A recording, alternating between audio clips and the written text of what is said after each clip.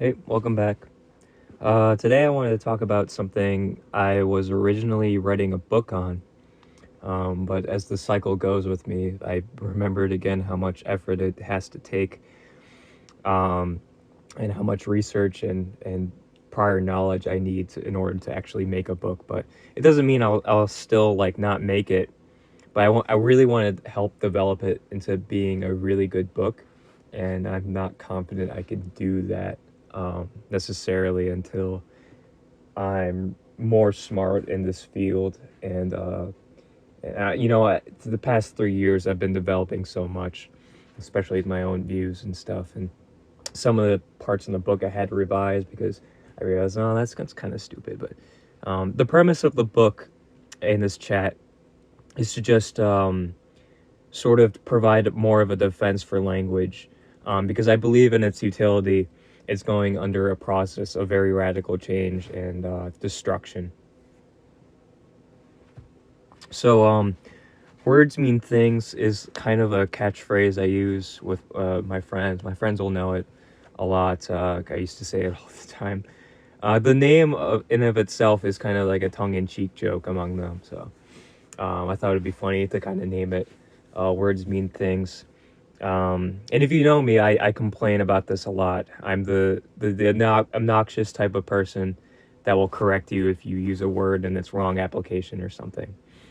When I say it and stuff, it's understandably comes off as being a condescending, rude nerd, or like trying to like exercise yourself in a vainglorious, like womanly way that I know about etymology or linguistics more than the people that I talk to. But this is furthest from the case. When I say words mean things, um, it's more of this inward and earnest desire for young Christians and young men, especially to be who are in these positions of teaching or like sharpening iron with other peers like them, to be grafted within this kind of studiousness and solemn use of the gift of words, that we're allowed to use by the grace of God as a gift. So words are logic. Words really do exist. They words can demonstrate existence. Uh, Words are truth. The living God that we worship is called the Word. We venerate words. We can't express ourselves without words.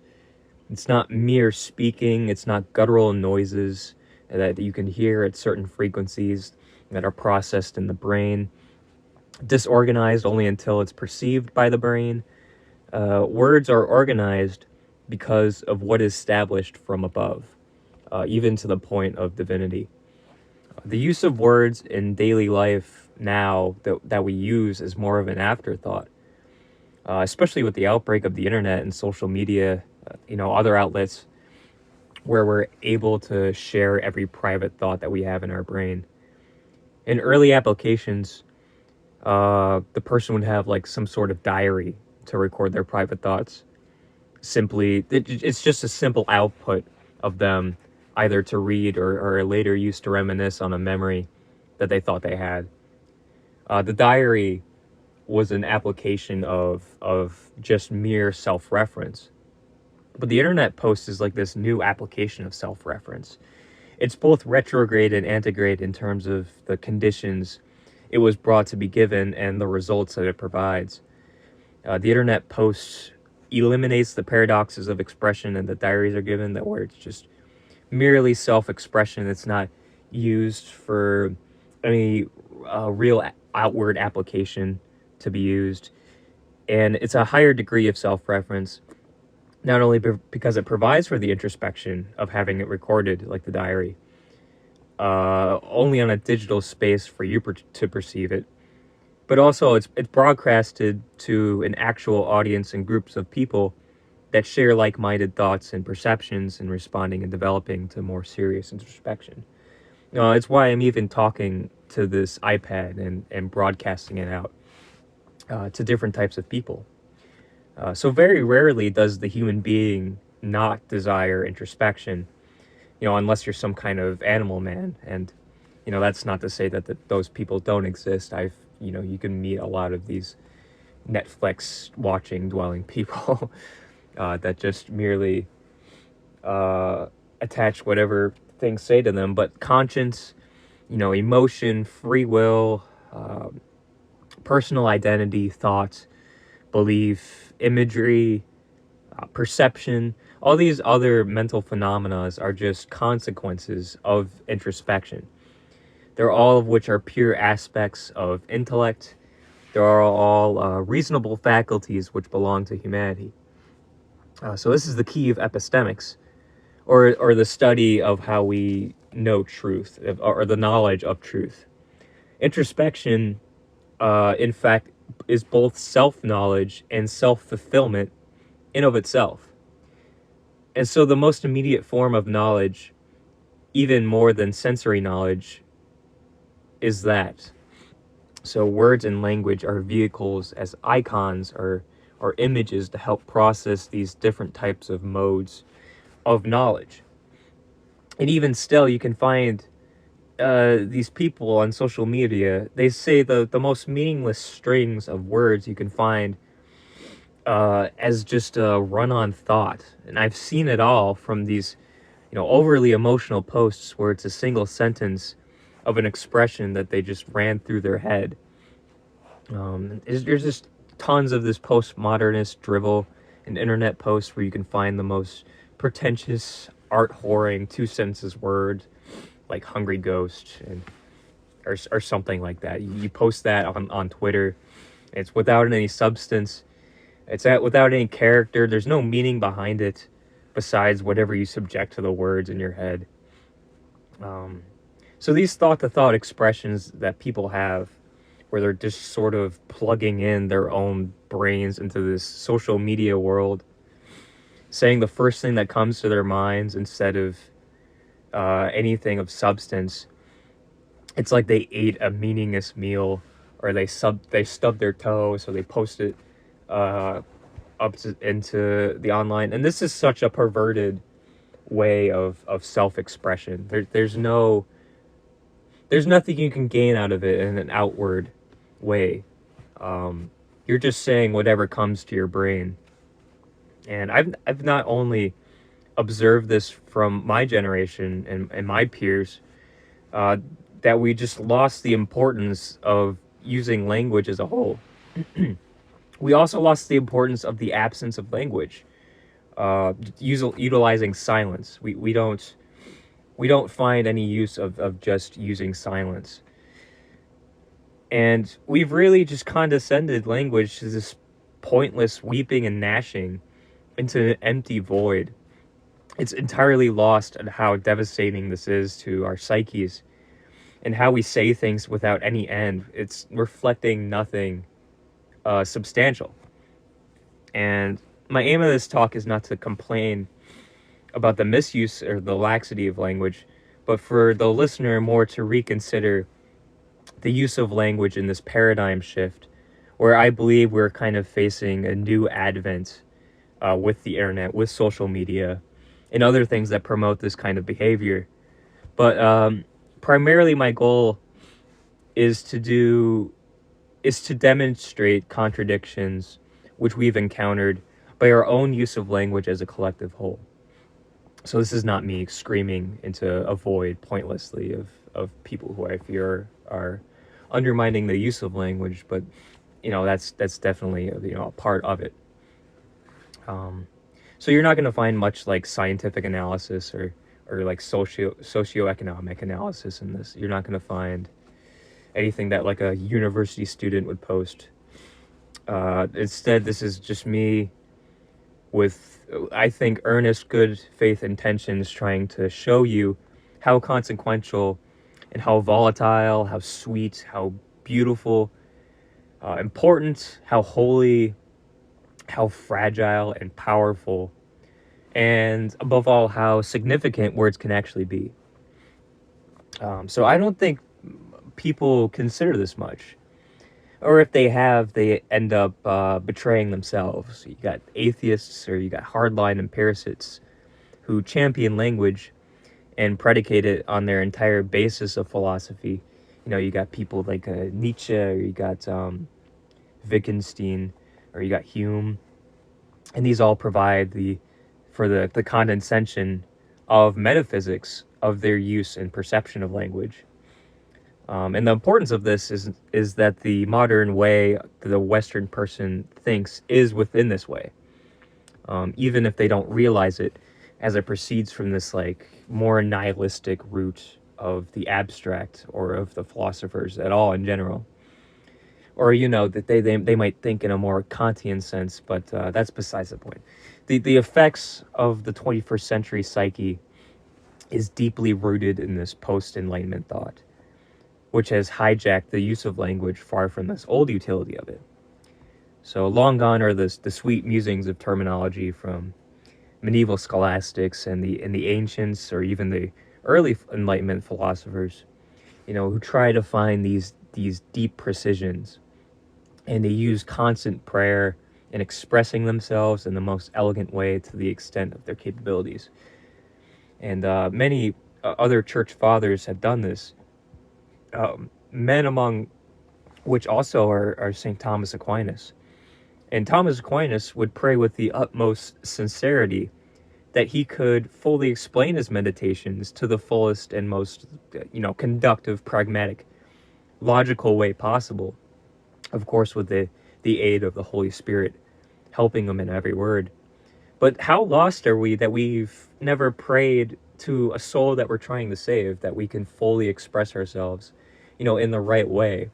Or how lost have we become that we don't pray to find the right words at the given moment? Because this can save a soul, or it could damn a soul. Because we lost the sort of importance and the warnings that we use when we just express ourselves utilizing these words.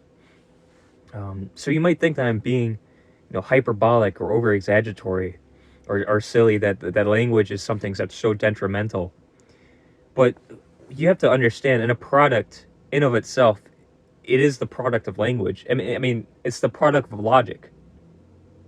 It's how we can determine, in the first place, how our beliefs are truth in of themselves, and in the first place, how they're arcs to discover new truths. So it's the entire catalyst to what we can demonstrate, the science of reasons and causes and how things work. So words mean things is not just about the symbols of letters connecting in with each other or how they interact with objects in reality, but it's pure logical assertions. So this is the essence of what I mean by that phrase. When we allow contradictions into the flow of our own use of language, we pronounce our own contradiction on adhering to logic as a principle. If we do not adhere to logic as a principle, we deny truth. Thus, we cannot justify anything in the first place. We live as a lie. So if we live in this contradiction, as so many others do on earth, pronounced by our own corrupt wills and our own natures, our minds seek to condescend the juxtaposition of reality. So for God, for example, who's the absence of all evil, or all things that can contradict, every illogical thing is outside of God. God is the pure act in which his essence defeats all of the modes that reject logic and truth. Confusion, is completely unknown to his very substance. Actually, on the contrary, in order to work good in the universe, allowed for a place, a way in his created realm where confusion can reign supreme, and that place is hell. Suffering from confusion on earth is only a typology, is only a symbol for the everlasting confusion that we will face if we condemn ourselves to living in our own evil and ultimately being damned. So, God forbid that I'm saying that if you don't speak with the fullest amount of divine truth in life, that you've co-signed yourself to eternal damnation. But this is something to consider and to meditate on. So I'm attempting to reach the listener here to sort of begin more of a process of rigorous questioning. And the prime method of philosophy and theology, and one I think is way too neglected in their daily lives. I don't think people are asking the question is, when I speak, am I speaking with as full meaning as I can be in the truest sense? Because what is the absence of speech? A false manner of speaking is imperfect, and therefore it's also lacking in wisdom and edification. And I don't think that my opinions are so unfounded. You can find this in scripture, in Proverbs. It says that the heart of the wise teaches his mouth and adds learning to his lips. Another place, in the mouth of a fool is the rod of pride, but the lips of the wise will preserve them. A good man has joy by the answer of his mouth, and a word spoken in due season, how good it is. You know, there could be more stated here about the nature of knowledge, which is, almost directly connected with language and words. But the exegesis is that the proper speech and utility of language is something that is more desirable. Wisdom and words are interchanging. They're synonymous with integrity. They express the heart themselves. And says it in Matthew 15, what comes out of the mouth from the heart can defile a man. So if speech is what can express itself to salvation and damnation, it's more than just mere words. It's not relative. It's not subject to human creation. It's a real, living thing, and it all points to Christ, who calls himself the eternal Word. So, knowing this, we should contemplate on how evil it is to co-opt language and produce what contradicts its creation from before fallen Adam. And this is where lies come in. So, Satan was the first to do this in the garden, and it allowed a woman to presume authority over as a role of authority in and of itself. The clever trickery and the sophistry that can perfectly create language into a metaphysical evil, that makes something abhorrent and abominable to nature. Nature itself is soundly, blissfully sweet. Something holy as an excuse to laugh or to rend the clothes in anger. Your passions preside over language. They control the courses of wisdom to foolishness. So think of every debate you've seen, or if you've not watched many debates, like just simple disagreements you've had with friends or acquaintances over the course of time you've been around. How many of them have been because of poor explanations or saying things they didn't mean, or even just mere misunderstandings of what the person established in of itself. Either cognitively or by the slip of an ear in a conversation or something. This very thing has caused international conflicts. It's caused the destruction of marriages. It's caused the destruction of friendships. And like I said before, it could cause souls to salvation or not. So, in one of these ways I've found, sort of in a different sense, is in Protestant debates with Orthodox or Catholic people, especially essentially on sola fide. When we use the Bible, often we are using two entirely different lexicons of meanings of words to describe the same outcome, but in a different process. And you can find a good video of this from Christian Wagner not debating, but he's having a friendly conversation with a Lutheran. But he brings up a very good point, is that when Catholics say faith or when Protestants say faith, they're not using the same word. The Catholic adheres to a synergistic paradigm where the man is interacting with the energies presented by God with it, but also being communicated unto him. So, in this way, if you use faith in that way, you could say that Pope Benedict is even a sola fideist, which he did call himself eventually. But the Protestant believes in the monergistic paradigm, where only Christ's grace is communicated unto the believer to grace. And I've seen this argument time and time again, and it's utilized in bad faith in being overly rude and even argumentative in their apologetics. And the apologetic in of itself is just some crude club to exercise authority over another and bat their head on it. and demonstrating how like smart they are to recognize distinctions. And admittedly, I also fell into this trap of when I was Lutheran and discovering these distinctions. But ultimately, I find these debates to be pointless just because the outcome is the same. Like if a Catholic and a Protestant must sit at the foot of Christ, and he must ask for his forgiveness, and if he realizes that all he does in life is but dust, but eventually he knows that he's saved by Christ, and they have divine assurance, and they rest everything in God. In the end, what's the point of this circus runaround? I don't understand it. But this is not to like throw out all debates, and discussions surrounding it. But we must realize that we can fall into this trap, and we'll die. We'll just die if we debate the same words with different contexts and different exegesis. This is only a specific field for the very educated, the scholarly. It's not something that we need to mull over. And one other thing, and I won't talk about this too much because it's been said to death by many neocons and other idiots. But the liberal co-opting of language, especially in the wake of 2015 ideology, this has created a new social and cultural engineering project where they totally force their own political scheme into the social geist of the world. And so you have Jordan Peterson that talks about this often, even though I found his whole movement, I think, to be a failure, even if I do appreciate a baseline of what he was trying to provoke the media to act. Ultimately we grown.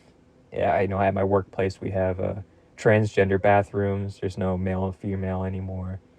Um, the academic system is condescending to what we call a man and a woman, and to the elementary school level. But there's also a movie from Matt Walsh that recently came out, and I think it's called "What Is a Woman" or something. But it deals really heavily with the definitions of how people identify with the term woman.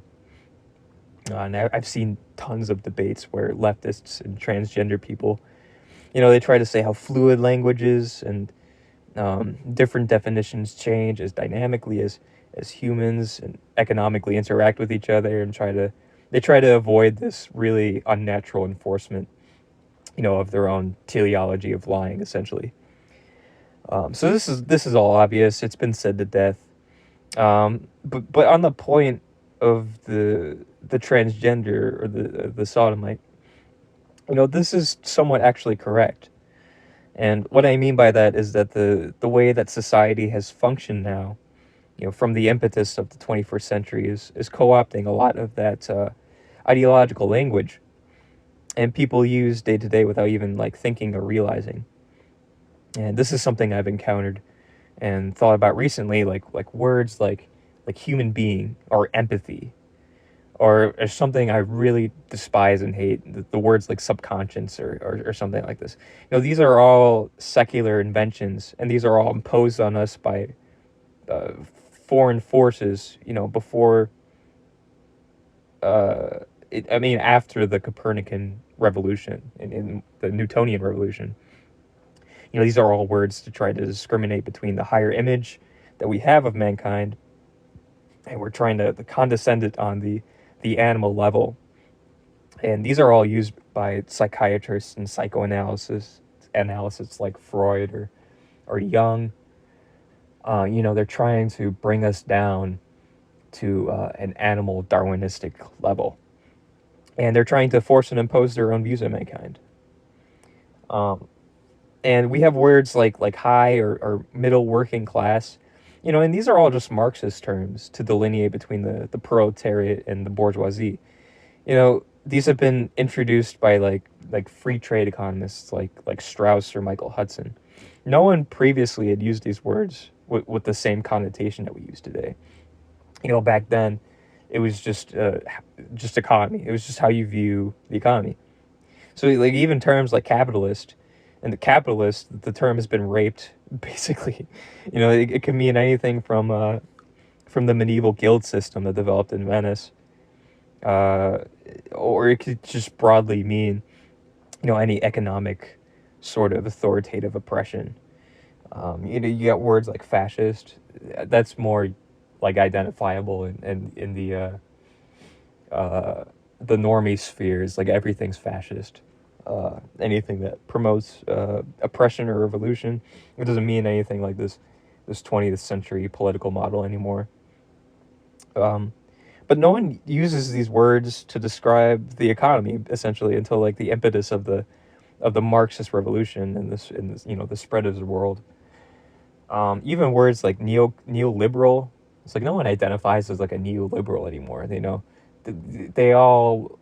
This is more of like a derogatory term that can mean anything from like I don't know, like a FDR imposing his New Deal, which is sort of like a more narrowed down view of it, or it could just mean just like changing any foreign thing into more of a globalist paradigm. Like it's losing its meaning.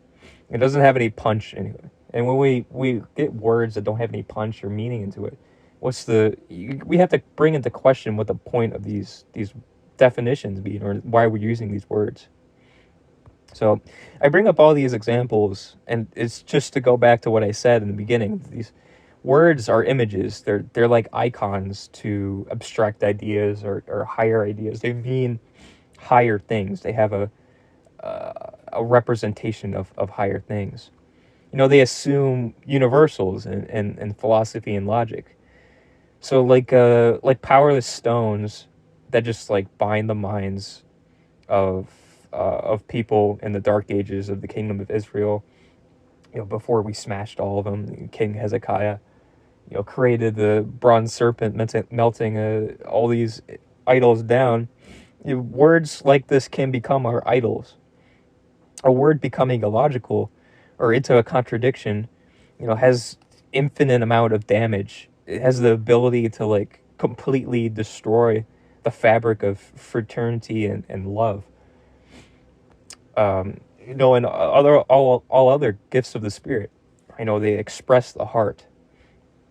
So, what you can encounter, especially at these Marxist colleges, is people are on the teleology of lies, and it continues so far gone that even like the simplest universal assumptions that we impose in our daily life are being obfuscated in order to destroy any natural order and to bring about chaos and ego death in life.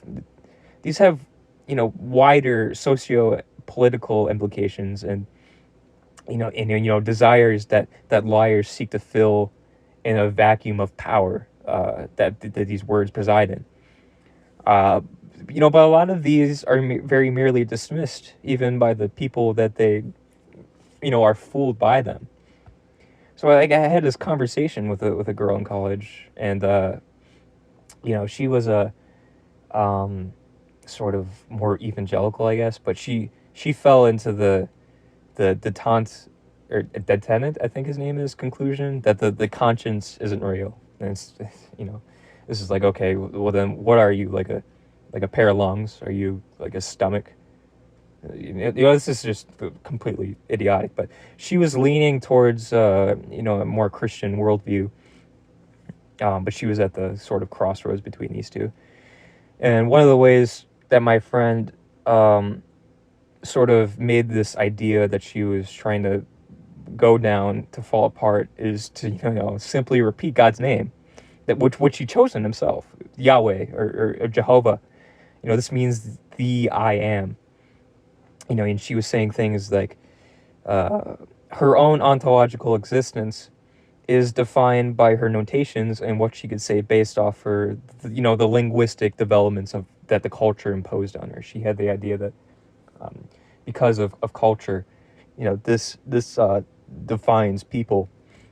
So like things like her name, where she was born, whatever she defines herself at the present moment, that are presided from uses of language and She completely denies universals. So I brought up that, like, even she says her own name, or like when she refers to herself as I or me. This is a language that represents the self. The self is an already assumed universal. Herself and myself is they're not ontologically the same. They exist. They don't exist ontologically because of the subjective experiences that we both have, but it's because we're already assuming universal categories to describe things when we refer to those names, and that's why we're different. That's why I could say, like, my name's Adam, but like Adam or John. That's how we distinct between those two. It's like we know we both have selves, and that's ultimately what we're referring to. The transcendental categories. So God does not exist merely because he's experiencing the world. Actually, on the contrary, he's outside of existence and he imposes himself on it. But it's because he declares himself as a self. He's a transcendental being. That's the purpose of his name. And so, we understand this idea is really silly, because that even we know that even if we don't work this out to its logical end, we know it's silly because it works off its own teleology of lies. If our own presumptions betray our own points when we just, use language just by merely saying it, like, how could we, even in good faith, adhere to this? We're just using language as some kind of mere aesthetic or some, like, exotic choice to try to make illusions, and to try to fool ourselves and to think that we're making introspective ways that we can know about reality. But instead we're just deluding ourselves. And this is what Satan wants. This is a phenomena also with atheist transcendental claims, that we can bind. I'm sure we've all experienced it before. But this is the its own product. It self-fulfills itself when you ask, like, the 60 IQ takes, like, why God bad, or why evil in the world, why is there a flood? Because it presumes a Christian worldview and a moral set when you assume these words like good and evil. It's like, what objective basis are you using? And if it's subjective, then it can't merely function in and of itself. It's just a personal basis. It can't function, in a real ontological way. It makes everyone legitimate. So, these are, all the warnings I'm trying to provide. These are all the ills of misappropriating words. It's something that is so important to use as a gift of God. It's it's literally meant to represent the logos in of itself. And as we are the image bearers and little Christs, that's what Christian means. We're meant to utilize it fully and the best as possible in order to literally, like, order the world in its natural course. And finally, when we die and pass into new creation in the kingdom of God, we could sing glorious hymns, and hymns of itself are beautiful, absolutely beautiful use of language. When we sing hymns to Christ and his army, with his army of saints, there will be no stuttering. There will be no confusing statements. There will be no stammering. We will be declaring Christ as Lord with the fullest certainty and love, and we'll be using all of the gifts of the Holy Spirit without any impositions of our own personal vices.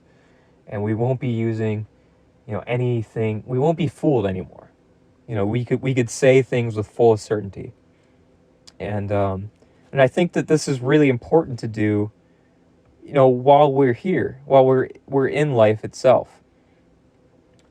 So I want, the purpose of this talk is I really want to have a better demonstration of these ideas. I want the listener to actually go about their lives thinking, earnestly, how can I best use language in of itself, and pray. You'll pray that we can use language to the best of our knowledge and to the best of the glory of Christ. So that's it. That's all I wanted to say. It's a short little talk compared to the last one, but I hope you guys enjoyed. Thank you.